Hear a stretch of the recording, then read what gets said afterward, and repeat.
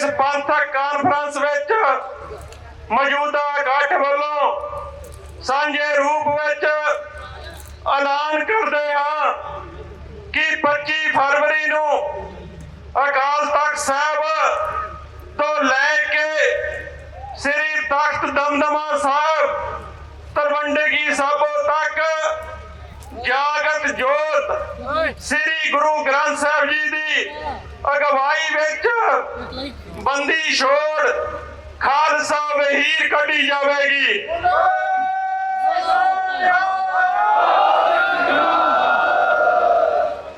Khalsa वहीर